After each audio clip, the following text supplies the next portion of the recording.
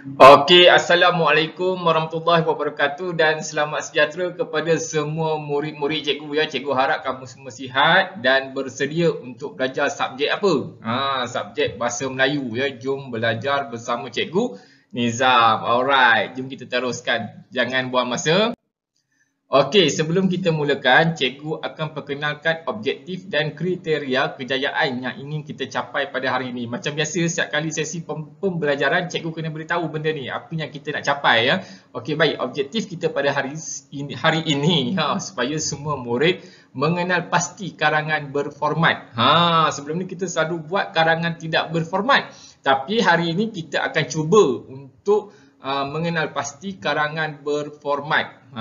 Kriteria kejayaan kita pada hari ini supaya murid dapat menulis karangan berformat surat tidak rasmi berdasarkan isi penting. Apa benda surat tidak rasmi ni ya? Okey, baik. Surat tidak rasmi ni dia adalah surat antara kita dengan rakan-rakan, kita dengan keluarga, kita hantar surat. By post lah ya, bukan email, bukan mesej. Ini cara orang-orang dulu ya. Dulu kita kalau nak berhubung tu biasanya akan hantar surat. Kita namakan sebagai surat tidak rasmi. Ada cara dia, ada format dia yang ditetapkan ya. Walaupun dia digunakan secara tidak rasmi ya, surat tidak rasmi ya. Namun bahasa-bahasa yang digunakan masih lagi bahasa yang sopan santun. Ingat tu ya, walaupun dia surat tidak rasmi, bahasa yang digunakan tetap menggunakan bahasa santun ya, bersopan. Ada gaya bahasa dia yang tersendirilah sebab kita nak bercakap dengan orang, cakap dengan berhemah. Nak tulis untuk orang, tulis dengan dengan ayat berhemah. Okey, jelas? Itu surat tidak rasmi. Dia ada format dia tertentu ya. Dia bukan macam surat rasmi. Surat rasmi untuk hantar pada pejabat-pejabat kerajaan apa semualah ya, untuk minta bantuan ya. Itu surat rasmi. Manakala surat tidak rasmi ni antara kita je.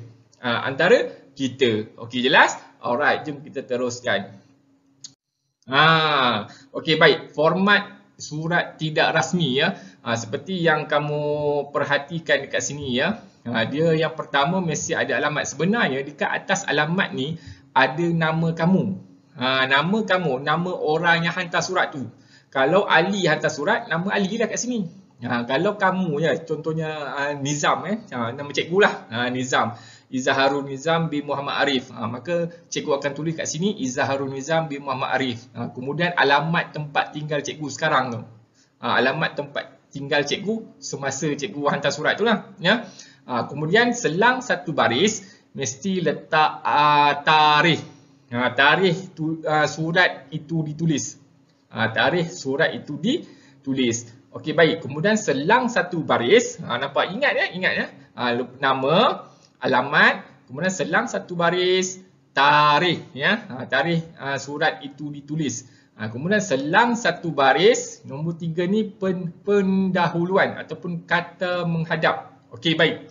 Untuk surat tidak rasmi dia ada kata-kata sopan dia ya. Contohnya macam ni ya. Dia hantar surat pada kawan dia ya, kawan dia. Jadi ayat dia, kehadapan sahabatku yang diingati. Dia macam ala-ala sajak sikit ya. Ataupun kepada rakanku yang diingati. Contohnya ya. Kalau kita tulis surat pada ibu, kita tukar je lah. Kehadapan ibuku yang diingati, contohnya, ataupun dicintai, sebab ibu kan, kalau awet tak boleh lah kan. Jadi macam tu ya. Okey, baik. Jadi letak nama dia ya.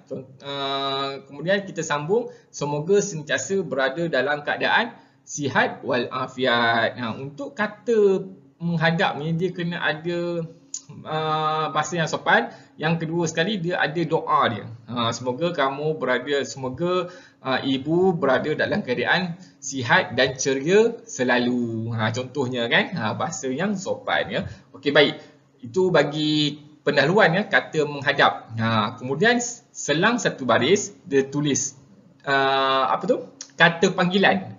Kata panggilan bagi rakan kita, contohnya saudara. Ataupun sahabatku.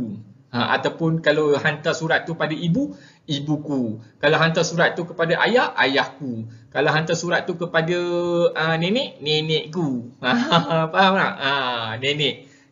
Ini panggilan hormat kita pada dia. Panggilan hormat kita pada dia. Okey. Kemudian kamu akan selang satu baris lagi. Banyak kali selang satu baris ya. Ini format dia ya. Kemudian barulah kita masuk yang tadi tu, yang saudaraku, ibuku, apa semua tu, itu kita panggil sebagai kata panggilan ya, ataupun kata sapaan ya, sama ada saudara, saudari, bonda, ayahanda, nenda kan, dan sebagainya. Kemudian yang kelima barulah kita masuk tujuan surat ditulis beserta dengan isi penting. Okey, daripada tujuan ni sampai isi penting ni, penulisan dia sama macam karangannya, dia ada perenggan-perenggan dia. Dia ada perenggan-perenggan dia yang dah ditetap lah ikut isi penting tu ya. Perenggan 1, perenggan 2, perenggan 3 dan seterusnya sehinggalah kepada penutup. Sama je, cara tulis dia sama, jarak satu jari itu pun ada, semua sama ya. Okey. Itu berdasarkan pada isi penting lah. Yang ketujuh, nampak ni. Yang ketujuh ni pengakuan pengirim. Pengakuan pengirim tu maksudnya sahabatmu. Ya, sahabatmu iaitu Nizam contohnya. Tapi kita tak tulis nama bawah tu. Kita tanda tangan. Ini semua nama, alamat, tarikh, pengakuan pengirim dan juga tanda tangan semua di sebelah kanan. Ingat tu, semua di sebelah kanan. Kalau ada pembaris ni kamu suka ni, kan? Nampak? Sama je. Dia sama. Itu format dia ya. Kita nak bagi kamu belajar tulis dengan betul ya. Format surat tidak rasmi. Jangan salah ya. Untuk yang format ni kita tak boleh salah. Dia akan sama sampailah kamu SPM nanti. Sama je format dia ya. Jadi kamu ingatlah benda ni ya. Mungkin kita UPSR tak ada, tapi macam mana pun kita tetap ada peperiksaan. Benda-benda macam ni dia berulang-ulang sampai kamu SPM. Masa SPM nanti pun kamu jawab, dah tahu, settle masalah ya. Alright, jelas setakat ni? Cikgu harap kamu jelas ya, ingat ya. Cikgu ulang balik ya, ada nama, letak alamat ni sebelah kanan dulu ya.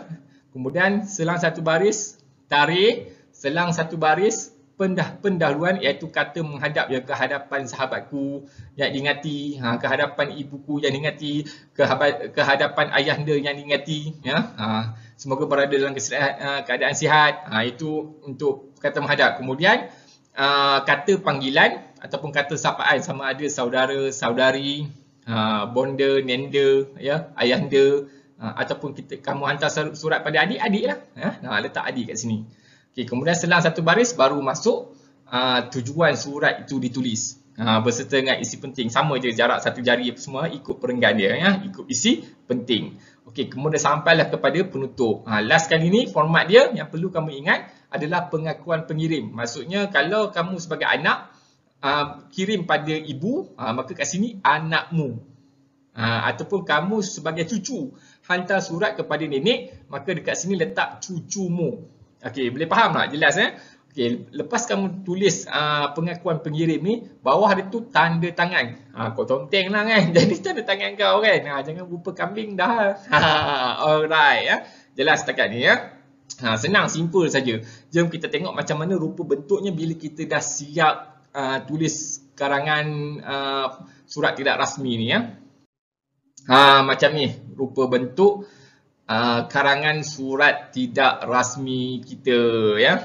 Nampak? Dia ada nama, kemudian dia ada alamat, kemudian dia ada tarikh, kemudian dia ada pendahuluan tadi tu. Lepas tu kata panggilan tu tadi, saudara, saudari ke apa ke. Kemudian tujuan dia tulis surat, nampak ada jarak satu jari start daripada sini ya. Kemudian sama je nampak. Ikut perenggan seperti karangan biasa ya. Ikut perenggan seperti karangan biasa. Cikgu ulang 2 kali dah tu. Harap kamu jelas ya. Yang penting bahagian ni. Ini dengan ini ni. Dan juga last kali yang ini. Kamu kena ingat ya. Dan yang paling penting sekali, nama, alamat, tarikh, pengakuan pengirim dan juga tanda tangan ni semua di sebelah kanan. Nampak kalau garis ni sama je ni. Singit-singit pun sikit-sikit tu biasa lah kan. Tapi tetap di sebelah kanan. Ingat pesan cikgu ni ya. Jangan kau pandai-pandai nak letak kat sini pula nama, alamat nak letak kat sini, tarikh. Tak boleh. Ini surat tidak rasmi, dia karangan berformat. Dia ada format yang telah ditetapkan. Kamu tak boleh ubah-ubah suka-suka je kan. Cucuk pijak mata kan baru tahu kan. Okey, jom kita tengok apa tugas kita pada hari ini. Okey, baik. Soalan pada hari ini bagi karangan surat tidak rasmi kita lah ya. Selepas mendapat kejayaan cemerlang dalam peperiksaan, kamu ditawarkan memasuki sekolah berasrama penuh yang terletak di negeri Perak. Contohnya lah ya, di negeri Perak. Ini soalan dia ya. Kemudian arahannya, tulis sepucuk surat kepada ibu dan bapa kamu untuk menceritakan pengalaman kamu berada di sana. Maksudnya dia suruh kamu tulis sepucuk surat untuk ceritakan pengalaman kamu. Ingat ya, pengalaman kamu semasa berada di sekolah berasrama itu. Okey, jelas? Alright, jom kita teruskan. Ingat ya, menceritakan pengalaman. Menceritakan pengalaman. Macam ni. Rupa surat tadi ya. Siapa murid yang tahun 5 boleh buka muka surat 158 ya. Itu bukan kita nak bantu, itu sebagai contoh je, guideline untuk kamu tulis karangan surat tidak berformat ya. Right, jelas? Okey, jom kita tengok ya. Tajuk kita pada hari ini tulis dalam buku nanti ya. Surat tidak rasmi. Okey, baik. Isi yang ini isi dia yang perlu kamu tahu, tapi jangan salin yang ni ya. Yang perlu kamu tahu, yang pertama, mesej tulis nama dan alamat di sebelah kanan atas kertas. Selang satu baris, tulis tarikh. Kemudian yang ketiga, contoh dia ya. Tengok, Karim bin Abu. Baru kita tahu akhirnya ya. Rupa-rupanya Pak Karim tu anak kepada Pak Abu. Okey, kemudian alamat sekolah dia tu lah. Sebab kamu ya, ni contoh kamu lah, nama kamu Karim ya. Karim bin Abu. Kalau kamu nak letak nama kamu pun boleh. Tak ada masalah. Lebih baik letak nama kamu ya. Ni contoh ya. Nama Cikgu Karim, contoh ya. Okey, kemudian dia berada di mana tadi? Di sekolah berasrama, betul. Jadi kamu reka satu alamat sekolah berasrama tersebut. Contohnya sekolah asrama penuh Cemerlang. Ini cikgu reka je sebenarnya. Ingat ya. Okay, nama, koma, mesti letak koma. Ya, nama kamu, koma, kemudian nama sekolah tu. Contohnya sekolah kebangsaan Persin 11-3. Contoh tulis sini sekolah kebangsaan, sekolah rendah kebangsaan Persin 11-3. Ni contoh ya. Kemudian taman apa? Taman Angsa. Kemudian kena letak postcode. Ya, postcode ni biasanya dia terdiri daripada 5 nombor. Ya, postcode ni terdiri dari 5 nombor. Untuk karangan ni kamu boleh letak saja ya, berapa-berapa pun. Yang ini pun cikgu tembak je ya. 42300 Ipoh. Ipoh ni nama tempat dia tu. Ipoh. Di mana? Di negeri Perak. Nampak kedudukan dia ya. Nama, koma, nama sekolah, koma, nama taman ya, nama taman ataupun nama jalan ya pun boleh ya, koma, kemudian postcode, koma, Ipoh, koma, dan juga negeri apa? Perak. Tadi dia belajar di sekolah berasrama negeri Perak kan? Jadi kamu kena letak Perak. Jangan lari daripada soalan. Ingat pesan cikgu ya.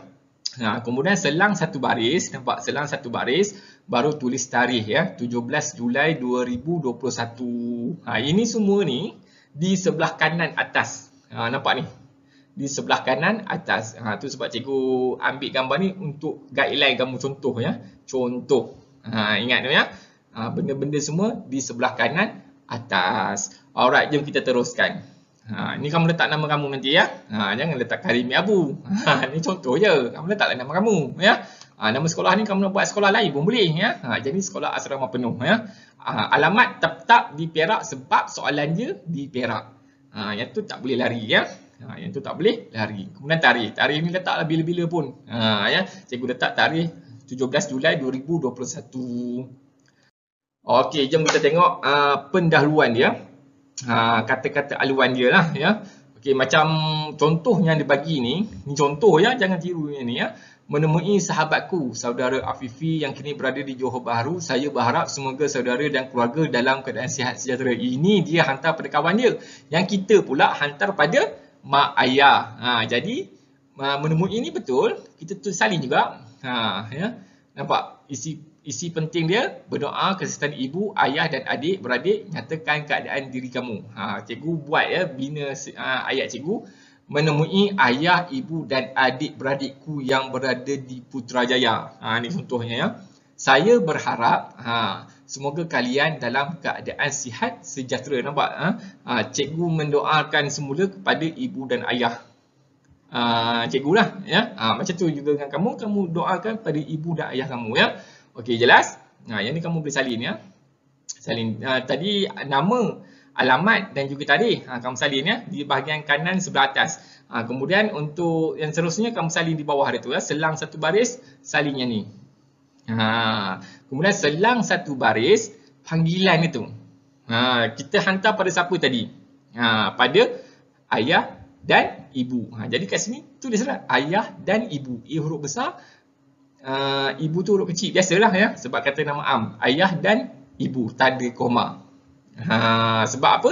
Sebab kita hantar pada ibu dan ayah. Alright, jadi nama yang sepatutnya ayah dan ibu ataupun ayahanda dan ibunda pun boleh, tak ada masalah ya, sebab dia maksud dia sama dia, ayah dan ibu ya. Okey, koma. Kemudian selang satu baris, baru kita buat perenggan dia yang sebenar ya. Nyatakan tujuan kamu ya. Yang ni dah kena jarak dah satu jariah lebih kurang ya. Okey, tujuan saya menulis surat ini adalah untuk menceritakan apa saya ketika berada di sini. Dia nak ceritakan apa tadi sebenarnya? Ikut pada soalan tadi tu. Dia nak ceritakan tentang apa? Tentang pengalaman saya ketika berada di sini. Okey, jelas? Yang ni kamu boleh salin ya. Salin dalam buku ya, isikan tempat kosong ni ya untuk perenggan pertama ni ya dan kedua ni ya. Pertama, kedua. Okey, jom kita pergi ke seterusnya. Yang isi penting ni tak perlulah. Yang warna kuning ni tak perlu ya. Terus sambung tulis yang ni je. Okey, ingat ya, selang satu baris baru masuk yang ni. Kemudian selang satu baris kata panggilan. Kemudian selang satu baris baru isi yang pertama. Alright. Isi yang kedua ni, pertama, kedua. Okey, kita tengok perenggan yang ketiga ya. Isi dia meminta maaf kerana agak lama tidak menelefon ibu dan ayah. Agak sibuk sebagai pelajar baharu di sekolah kongsi. Di sekolah, kemudian kongsi ya. Okey, kat sini dia meminta maaf. Siapa yang minta maaf sebenarnya? Adakah ibu ayah dia minta maaf? Takkanlah ibu dan ayah dia kan. Ya, mestilah kita itulah tadi, saya tu ya. Kerana pertama kali nampak cikgu Asif, pertama kali saya meminta maaf ya. Kerana agak lama tidak menelefon ibu dan ayah. Kemudian kamu cerita ya, sebab apa kamu tak telefon ayah tadi tu? Saya di sini agak sibuk sebagai pelajar baharu di sekolah.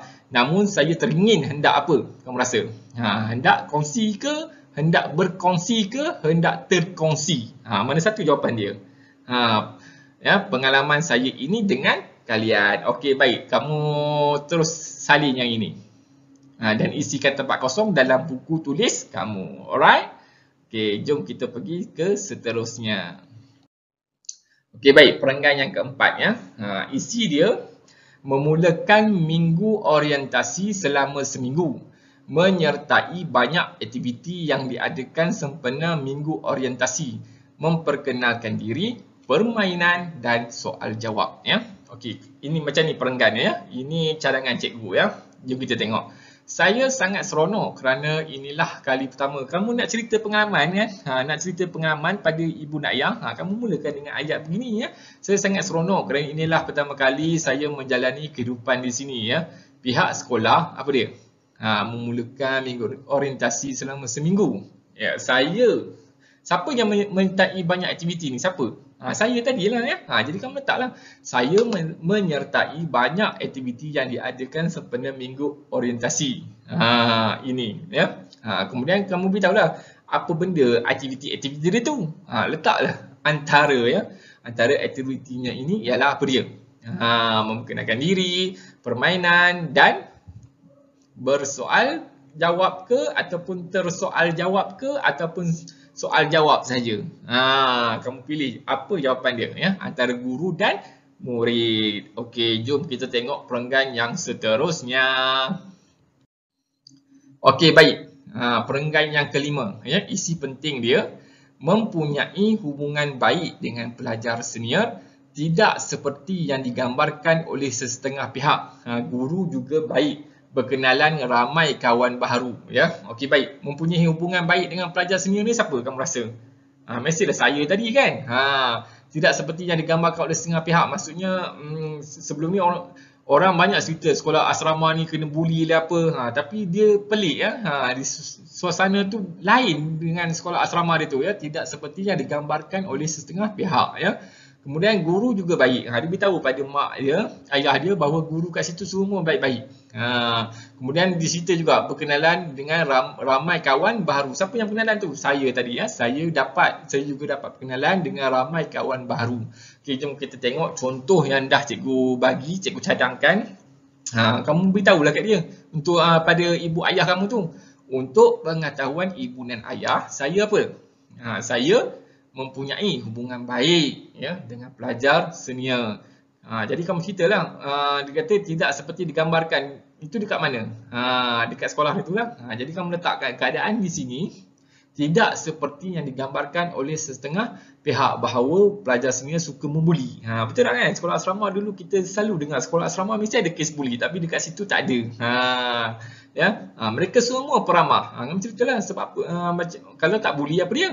Mesti mereka seorang yang peramah, ya. Guru-guru juga gunakan kata ganda, ya. Guru-guru juga di sini juga baik-baik belaka. Selain itu saya dapat berkenalan dengan ramai kawan baru. Macam tu, ya. Okey, jom kita tengok perenggan yang terakhir. Salin, ya, salin yang ni. Yang kuning ni tak perlu salin, yang ini saja. Dalam buku tulis. Alright, perenggan yang terakhir, ya. Kita tengok penutup, isi penting dia. Semoga ibu, ayah dan adik-beradik gembira dengan surat yang dikirimkan, ya. Kemudian dia berharap, siapa yang berharap? Saya lah, ya. Berharap tidak risau dengan keadaan diri siapa? Diri saya. Sebab apa? Kemudian dia beritahu kenapa tidak perlu risau. Kerana saya cepat menyesuaikan diri dengan semua keadaan dan kenalan. Alright, baik. Macam ni rupanya, ya, penutup. Bila penutup, kita mulakan dengan perkataan sekian dulu, ya, sekian dulu. Faham tak? Maksudnya kita nak menamatkan surat kita ini. Jadi kita gunakan sekian dulu buat kali ini. Kemudian kamu doakan, ya. Saya doakan semoga, doa lagi sekali. Mula-mula tadi pun kita doa, yang last ni pun kita doakan juga. Tak salah, doa banyak kali untuk ibu dan bapa, ya. Saya doakan, ya, semoga ibu, ayah dan adik-beradik gembira dengan surat yang dikirimkan ini, ya. Ibu dan ayah janganlah bimbang, ya. Saya berharap kalian, ya, maksudnya dia panggil, bahasakan panggilan bagi ibu dan ayah itu kalian saja, ya. Kalian janganlah risau apa semualah dengan keadaan diri dia. Kemudian kamu sambunglah, ya, cepat menyesuaikan diri dengan semua keadaan dan dapat banyak berkenalan dengan kawan baru, ya. Kemudian di akhirnya tu, semoga kita berjumpa lagi dalam warkah yang lain. Ini dalam apa-apa surat pun kamu boleh tulis ni. Surat tidak rasmi, ya, dia ayat yang dah ditetapkan, ya, ayat yang dah ditetapkan. Semoga kita berjumpa lagi dalam warkah yang lain. Okey, untuk kata panggilan last kali ni, anakmu. Sebab yang tulis surat ni adalah anak, ya, seorang anak. Jadi kita letaklah anakmu. Kemudian tanda koma, jangan lupa, ya. Di bawah kata panggilan diri ni, letaklah tanda tangan. Tak perlu tulis nama kamu. Tak perlu tulis sebab dekat alamat tadi pun dah ada nama dah kan. Jadi kat bawah ni tak perlu nama dah. Kamu hanya tanda tangan. Kau conteng je lah macam ni kan. Cikgu rasa semua murid-murid ada tanda tangan sendiri, ya. Kita cubalah berlatih buat tanda tangan nama kita, ya. Tak ada masalah. Itu adalah pengenalan diri kita, ya. Okey, baik. Untuk anakmu dan tanda tangan ni pun sama tak? Di sebelah kanan. Ingat tu, ya. Nama, alamat, tarikh dan bawah sekali ni nama panggilan dan juga tanda tangan semua di sebelah kanan. Cikgu harap kamu dapat menulis menulis karangan surat tidak rasmi ni dengan baik ya. Bila dah habis kamu tulis dalam buku tu, rupa dia macam ni. Rupa dia macam ni, pastikan ya. Ada nama, ada alamat, ada tarikh, kemudian ada kata aluan, ada kata panggilan bagi ibu dan ayah tu, kemudian isi ya, dan juga kata panggilan bagi diri kamu tu, dan juga tanda tangan. Pastikan keadaan tulisan kamu tu macam ni keadaan dia. Bila macam ni keadaannya, maka berjayalah kamu menulis surat tidak rasmi ya. Cikgu harap kamu jelas dan faham dan boleh buat di rumah ya. Tak ada masalah, cikgu dah bagi kamu hanya isi tempat kosong berdasarkan isi penting dia je. Yang penting format tu ya. Yang penting format tu kamu tahu kat mana kedudukan dia ya, kedudukan yang betul, dan bagaimana cara cikgu mengembangkan idea, mengembangkan isi penting menjadi perenggan. Belajar daripada situ ya. Kita kena tambah beberapa perkataan, ayat supaya perenggan itu menjadi menarik. Okey, baik, itu saja. Sekian, terima kasih. Assalamualaikum warahmatullahi wabarakatuh. Adios.